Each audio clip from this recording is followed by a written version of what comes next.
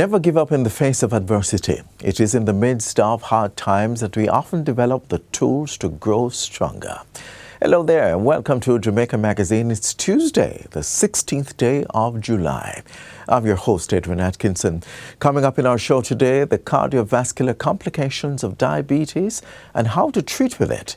We'll have that and more. But first, a message of empowerment and the news of the day.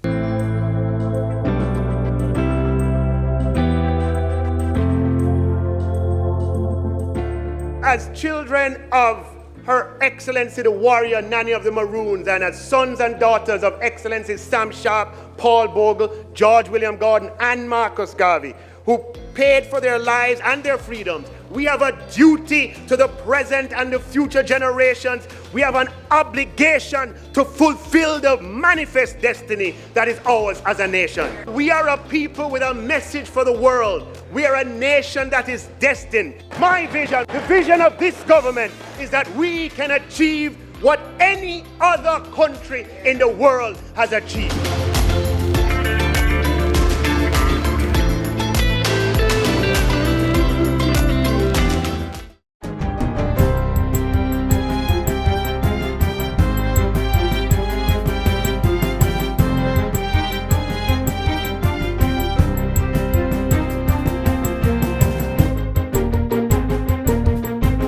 Good day, I'm Theodore Henry, and this is your GIS News for Tuesday, July 16, 2024. Jamaicans can now expect some relief in their commute with the recent arrival of 100 new compressed natural gas CNG buses on the island. Valued at $3 billion, these buses, which arrived on Monday, represent the first of a three-phase procurement plan. Minister of Transport Darrell Vaz says they will help to reduce commuter waiting times in the Kingston Metropolitan Transport Region by 45 minutes. These are 100 smart buses, and we are going to use every inch of technology that it gives to assist the commuters and assist JUTC in the management and the tracking of these buses. Adding to this, a new mobile app is being designed to help commuters better plan their journeys. We will have an app that the commuters can download that will give them all the details that they need in relation to where the bus is, how much load it has, what's the estimated time for it to get to the location, and all of the things that can help them to manage their time better rather than standing up for 2.5 hours not knowing if the bus is coming today, tomorrow, or the next day. Finance Minister Dr. Nigel Clarke, who was also on hand for the arrival of the units, highlights the significance of this investment as an example of Jamaica's strong macroeconomic position. Our macroeconomic environment, as I've been saying over and over, is in the best shape that it has been in 50 years, notwithstanding Beryl.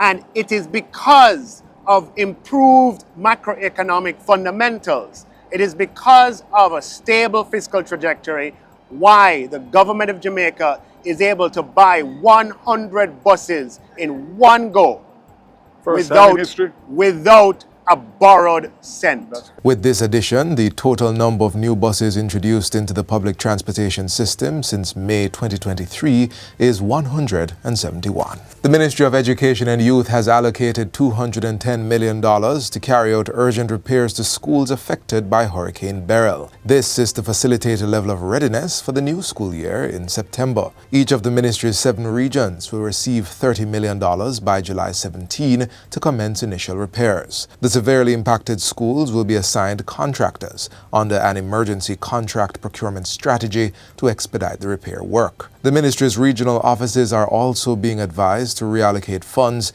as per the post-disaster assessment report to prioritize the most urgent needs. An assessment by the ministry indicates that 212 schools sustained damage. Of that number, 64 were severely damaged, 58 moderately, and 91 suffered minor damage. According to the Ministry of Education, schools that have received their tranche of regular grants and maintenance grants should use the funds for urgent repairs with guidance from the technical team in their regional offices. Farmers impacted by the passage of Hurricane Beryl will soon receive additional assistance through the newly launched Farmers Rehabilitation Fund. The fund is expected to provide both immediate relief and long-term support while facilitating access to critical resources. These include seeds, equipment, and financial aid to help farmers restore their livelihoods. The initiative is spearheaded by the United Way of Jamaica in collaboration with the Ministry of Agriculture, the Jamaica Agricultural Society, and other stakeholders. The aim is to raise $20 million. A task force has been formed to coordinate the process to provide resources to farmers as quickly as possible. Meanwhile, donors are being urged to contribute to the relief efforts, which is being guided by the Jamaica Agricultural Society that will serve as the primary avenue for distributing the funds. Donations can be made to Sagicor Bank at the following account numbers: Jamaican dollar 550-118-3433 and US dollars 5500-129-141. For more information on how to donate, send an email to info@unitedwayofjamaica.org or call 876-322-6477. Head of the Hanover Police Division, Superintendent Andrew Nish, says the parish is experiencing an 11% reduction in murders. Superintendent Nish says the police will stay on top of the crime situation by putting important and workable strategies in place. He was updating Prime Minister Andrew Holness, who was in the parish on Friday. We have other challenges in terms of different locations, such as Green Island, but with the hard-working men and women of the Hanover Division, I promise you, sir, we will be able to ensure that we have public safety and security at our interest at all times. The Prime Minister commended the Hanover Police for their successful efforts in reducing the murder rate in the parish. He pointed to the roaming nature of criminal gangs and stressed that they should not be allowed to settle and find haven anywhere. I'm very happy to see that you have strategies in place to manage the displacement that happens from the other two parishes and to keep whatever gang activities that are resident here under control. Superintendent Nish, keep up the good work. Still in Hanover, Prime Minister Andrew Holness shared in the joy of home ownership for 3 residents. The units were handed over to proud recipients of the new social housing program, NSHP. Mr. Holness says, having established the standards of how the units are to be built, the government is now in the process of partnering with entities that are in the social housing business. The government had a partnership with Food for the Poor in the past, and we're rebuilding that partnership to see how best we can use the 2 modalities to scale up the provision of the social housing. He says, to date, more than 286 units have been built under the program. We have delivered about 236 so far, and the remainder are in varying stages of construction and should be ready for handing over within another month or 2. The new social housing program was established to assist in providing a social safety net for Jamaicans. And finally, Camellia Candy Isaacs is the 2024 JCDC Festival Song Competition winner for her original song, One Jamaica. Camellia, who is visually impaired, also walked away with the title of Best Performer. This is her second attempt at the festival song title, having entered in 2021. The journey from start to finish has been nothing short of awesome. Ms. Isaacs won $2 million for performing and writing the winning song, while producer of the song, Sidney Thorpe, received $1 million. The female winning streak continued with 3rd place going to Novelette Williams and 2nd place to Trishana McBean Clark. Culture and Entertainment Minister Olivia Grange says all the songs were well produced, and it is hoped that the album will be shortlisted for the Grammy nomination. If it is considered, then that too will be a great achievement. So tonight was well produced by the JCDC. The finals of the JCDC Festival Song Competition took place on July 13 at the Jamaica College Auditorium, with 10 contestants competing for the top prize. And that's it for JIS News Today. I'm Theodore Henry. Thanks for watching.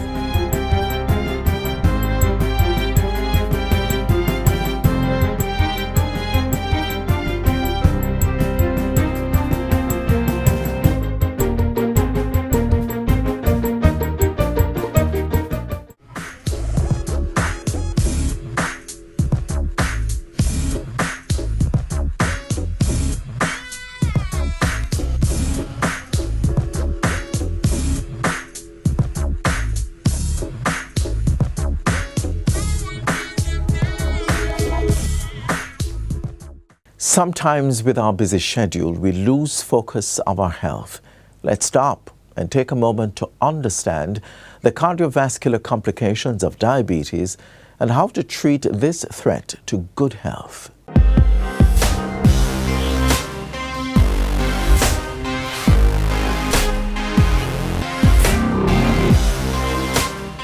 Diabetes is a common illness. Most of us may be aware of its various complications, such as diabetic retinopathy and neuropathy, diabetic kidney disease, and so on. But when it comes to deaths caused from diabetes, cardiovascular complications account for the majority. Diabetes is recognized as one of 4 major factors for developing cardiovascular disease, the others being hypertension, obesity, and cigarette smoking. About 68% of persons over the age of 65, and this is data now from the American Heart Association, 65% of persons over the age of 65 who have diabetes will die from heart disease, and about another 16% will die of stroke. Before we take a look at how to manage or even prevent cardiovascular complications of diabetes, let us look at how persons come to develop the disease. In a nutshell, what generally happens is that diabetic persons have a more rapid rate at which fat and cholesterol is deposited in the arterial system. So we all have that. It's considered part of the process of aging. Fat and cholesterol is being laid down in our arteries. However, diabetic persons tend to have that happen at a more rapid rate. Okay? And as a result of that, what tends to happen is that diabetic persons will progress to a point where they have compromised vessels. So in other words, the lumen, the diameter of the vessel, is narrowed, the flow of blood is limited. And as the heart muscles become starved of blood, various acids accumulate and persons will tend to experience what is called angina, or a type of chest pain. You may get complete blockage of the vessel, which may now result in what is called a heart attack. Heart tissues are not meant to function in an environment where the blood sugar level is elevated. And so, another incidence of diabetic cardiovascular complication results where high blood sugar levels in persons who are diabetic becomes directly toxic to heart cells. This impairs the ability of blood vessels to open normally under conditions of stress, such as exercise, and also causes inflammation and impaired clotting of the blood. So if they are chronically exposed to those levels of elevated blood sugars, then there are biochemical consequences. There's weakness of the heart muscle, and patients, many of them, go on to developing heart failure and so on. The diagnosis of cardiovascular complications is more difficult in diabetics, where the symptoms appear unclear or may be different from the non-diabetic patient. Take, for example, a non-diabetic person with, say, coronary heart disease. Generally, they will say, well, look, doc, I felt pressing pain to the center of my chest. It's moving down my left arm. It comes on with activity. It stops when I stop engaging in whatever activity. It feels like a weight or like a pressure, like a squeezing sensation, and it's associated with other things like shortness of breath and so on. Diabetics, however, have a particular problem because they have damage to the nerves, and therefore they may not actually experience chest pain at all. If they do, it may not be the typical angina which we would normally expect a patient to describe. Okay? So oftentimes diabetic patients who are having cardiovascular disease will say that, doc, I just feel a little funny sensation in my chest, a little discomfort. I just feel short of breath, or, I'm walking up the stairs, or I'm running after my grandkids and I find that I'm just out of breath. The rest of the diagnostic process, however, is similar and may include an echocardiogram, ECG, blood works, or various stress tests accessible at public health facilities and at the Heart Foundation of Jamaica. Generally, diabetic patients will have elevated blood sugars in their urine, which, if identified, serves as a red flag and need for more specific testing. A urinalysis or urine dipstick test is generally done as part of school medicals, oftentimes as a screening test for diabetes. As with every illness, early detection and prevention is key to having good health. it would be good every year for every person to be checked. If you're diabetic, you would have been told how often you need to check your blood sugar by your health professional. But if you're just doing checks and you're healthy otherwise, then at least once a year to check your cholesterol, your sugar, your blood pressure, do your ECG to see if there is any abnormality in the heart. The treatment of cardiovascular disease in diabetic patients is more holistic, involving lifestyle changes to include diet, exercise, and maintaining a healthy weight. In a nutshell, we advocate for, eating primarily fruits and vegetables, things like whole grains and nuts, limiting one's intake of fast foods with high fat content, high cholesterol, salt, and so on, and portion size management as well. More unprocessed foods, less of the very refined high sugar foods. So there are those foods that are obviously very high in sugar. So the typical recommendation, if you look at a plate, half of the plate should be more plant-based foods, leafy vegetables, and some fruit.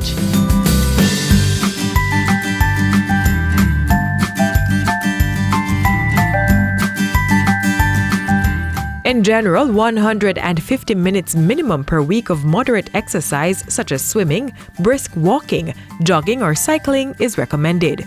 Besides the lifestyle changes, clinical treatment through prescription drugs and surgical procedures is an important element in caring for persons with cardiovascular complications of diabetes. We have medications to address symptoms. We have medications to prolong life. And that forms an important part of the approach. There are a variety of procedures which diabetic patients and other non-diabetic patients may qualify for, or it may be necessary to pursue. So we speak of things like stenting, for example, coronary artery bypass grafting, which is, of course, open heart surgery, major surgery. Diabetic patients we have a lower threshold for referring diabetics for that kind of procedure just because of the severity of their disease. Medications developed primarily for use by diabetic patients have been shown to have significant cardiovascular benefits as they reduce the risk of death and complications related to cardiovascular disease in diabetic patients. But with most of them still under patent, access is quite costly. Your best treatment option is to adopt healthy lifestyle practices that make you less prone to developing diabetes or cardiovascular disease.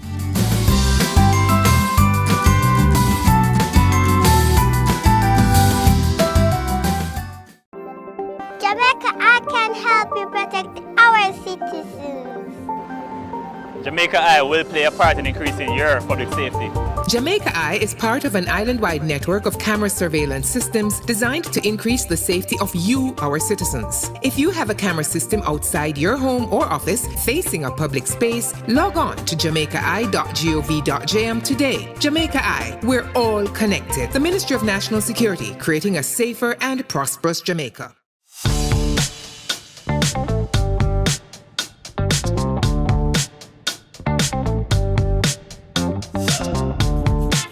I mostly specialize in lignum party, but as you can see, it's a mixture of the seed and the lignum party.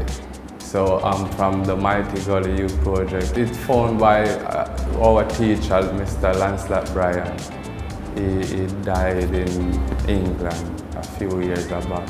So what he always do, he always go around and all boys who on the street, homeless boys, and take them and bring them to the shop and teach us. And he always have place, if you're coming from far, you can stay over, and he teach us every little thing, cleanliness, how to cook, and everything. So we grow up in Old Harbour, so it's very close to the Mighty Gully. So from I was a youth, I was always going over there until I get to fall in love with it. And Mr. Bryan taught us how to carve and how to do business. And so what I do is not me alone. I take things that my friends made too. So I got work from my friends, Marlon Francisco and J. Van Johnson. We do the bus and we do tosser, we do abstract pieces, and we also do self-portrait. It's like a dream come true for me because I always want to own a shop to try to do business different, because every time I do business and I go out there, I never feel satisfied with the business because I feel like I'm being underpaid. Now I'm at the artisan village. I feel much better and I like the environment. It's clean and nice.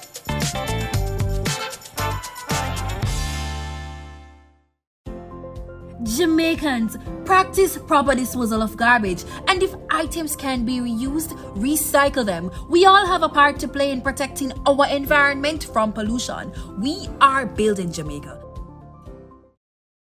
From recycling initiatives to waste reduction strategies, here's how the NSWMA is paving the way for a greener future. Compost is one of the richest forms of soil nutrient.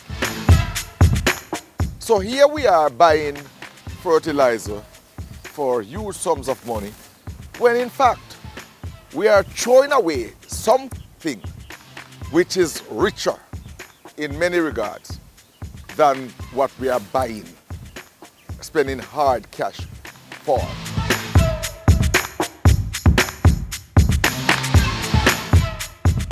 We, from time to time, do what we call garbage characterization survey.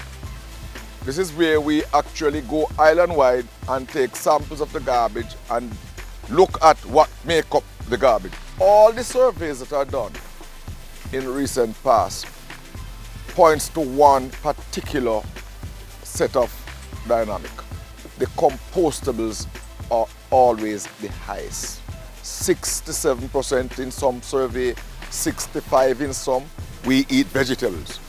We do ground provisions, the peelings from those. We use cardboards, newspapers, lots of stuff that can be broken down and can be put to good use. With such a high percentage of the solid waste being compostable, we are therefore forced to look at how we're going to manage in the best way possible, in the most efficient way possible, that high percentage of the garbage. Composting is a rich form of soil that is broken down by microorganisms to become either fertilizer or soil. Now we're going to do a demonstration to show you how we can do it. First, if we're starting, this is our kitchen waste.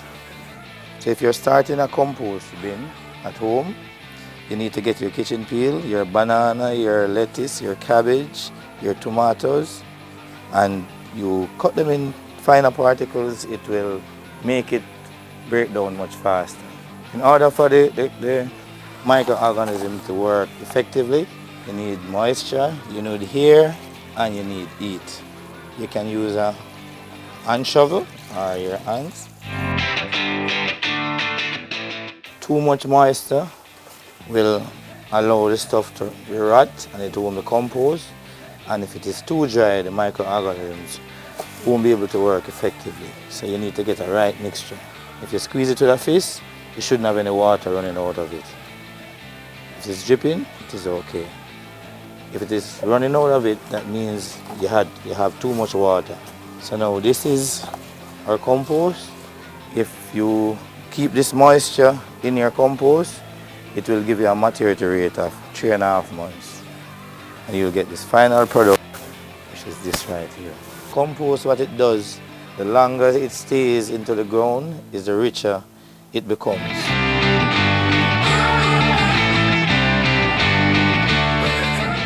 We're going to demonstrate how we use our compost for potting. We're going to pot a few plants using our compost. This plant is called spider fern. It is an indoor plant that does like a fair amount of water. It likes a light mixture The composting can be used for indoor and outdoor plants. This plant is called a bougainvillea. It is an outdoor plant. It likes a lot of sunlight. It blooms a lot, and it likes dry areas. The compost is offer drainage. It doesn't keep the water too long. This is now 6 weeks old, and this is 3 weeks after being planted as a seedling using our compost. And this bougainvillea is 6 weeks after being planted by our compost, and they're just blooming, blooming, blooming. This is a mature spider fern that we use for our rentals, and this is about 2.5 months old. The other benefit is that we at the NSWMA, we would need less trucks. Now, right now, our biggest problem is trucks to remove garbage. Can you imagine if we could take out the 67%, which we could convert at source? What that would do to our national budget? Gas oil, repairs of trucks, labor to work on the trucks. Just look at it. It is huge savings that could come. Exponential is about getting a behavioral change at source that will see significant reduction in solid waste. We want to see this reduction and to see it in a very tangible way. And we believe that composting provides that excellent opportunity.